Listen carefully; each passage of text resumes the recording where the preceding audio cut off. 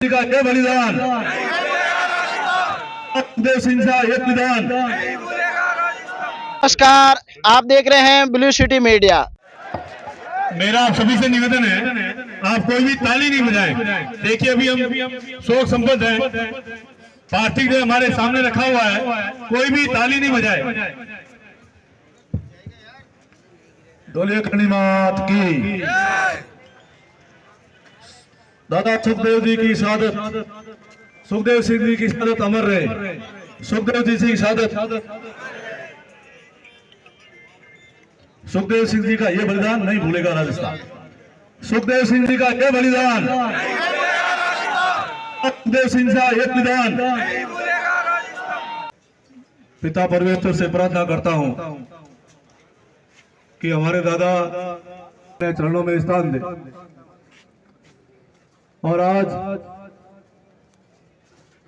क्षत्रिय समाज और छत्तीस कौम के लिए ये काला दिवस है कि जिन सुखदेव सिंह दादा ने हिंदुस्तान के कोने कोने में जाकर छत्तीस कौम के हक और अधिकार की लड़ाई लड़ी, जहां भी परेशानी आई, जहां समस्या आई, उस चुनौती को स्वीकार किया और स्वीकार करके उस धरती पर अंगद की तरह जाकर, चट्टान की तरह जाकर खड़े हो गए और आम गरीब की मदद में कभी पीछे नहीं हटे।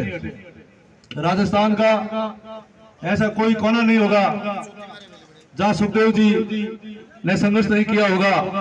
वास्तव में दादा सुखदेव सिंह हिंदुआ सूरज थे। केसरिया ध्वज ले जाकर के, केसरिया ध्वज के बाना पहन करके हमेशा उन्होंने संघर्ष किया और हमेशा सनातन धर्म की रक्षा करी। वो एक आह्वान करते थे कि हमारे मर्यादा पुरुषोत्तम भगवान श्री राम का मंदिर, जहाँ उनका जन्म हुआ वहाँ मंदिर बनना चाहिए। वो मंदिर आज बन रहा है। उनका सपना था कि प्राण प्रतिष्ठा हो और हमारे मर्यादा पुरुषोत्तम भगवान श्री राम का मंदिर बनता हुआ मैं देखूं।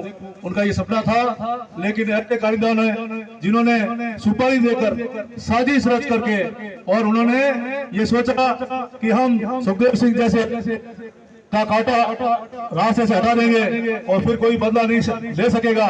लेकिन आज मैं कहना चाहता हूं कि सुखदेव सिंह के जाने के बाद कई हजारों सुखदेव सिंह पैदा होंगे और वो इसका बदला लेकर रहेंगे। ये मैं कह सकता हूं कि क्या स्थितियां हैं जो आपके सामने है।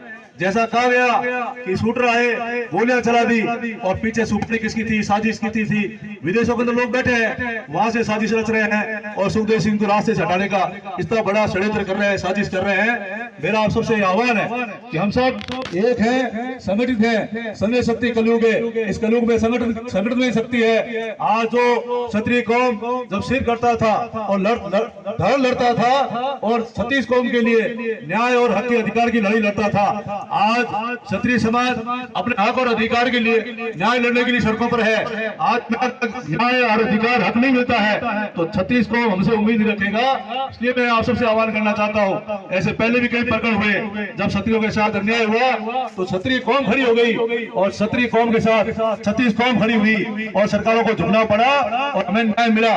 इसलिए मैं आप सबसे आह्वान करना चाहता हूं कि सब संगठित रहो, एक रहो। और सबसे बड़ी मांग अगर हमारी कोई है तो वही एक ही मांग है कि हमारी जुडिशरी कमेटी बनेगी और जुडिशरी कमेटी